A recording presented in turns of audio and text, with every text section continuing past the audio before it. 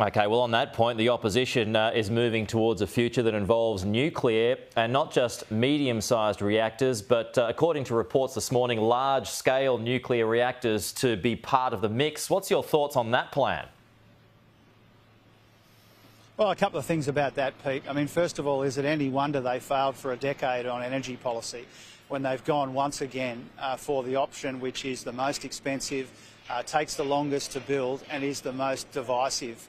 You know, Peter Dutton is more interested in cheap and divisive politics than he is interested in cheap and reliable electricity. And we see that in this nuclear fantasy that he is engaged in. You know, his proposal will cost hundreds of billions of dollars, take decades to build, it's more expensive, takes longer, and it's the divisive option. Right. So if he wants to build large-scale nuclear reactors around our country, he should tell us where they're going to go. If he was in government. I think most Australians recognise that our future is renewable, and that's where our efforts and our attention must lie. Nuclear more reliable though, is it not?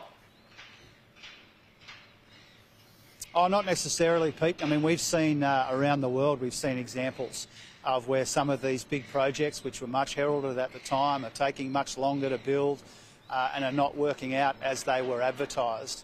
But I think we all know where this is coming from. This is more about a culture war. It's more about his usual divisive politics than it is about cheaper, more reliable electricity for people and businesses. Okay.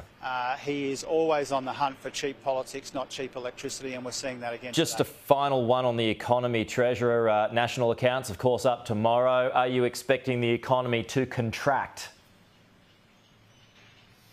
Well, that remains to be seen, Pete, but we certainly expect the economy to have finished last year in a pretty weak position. We know that from the way that businesses were running down their inventories in those numbers that we got yesterday.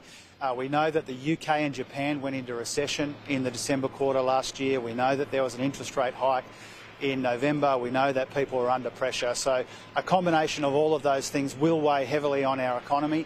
We'll see just how heavily it weighed on our economy in the December quarter when we get those important numbers tomorrow. OK, that's the Treasurer Jim Chalmers. Appreciate your time, Treasurer, as always. We'll talk to you soon.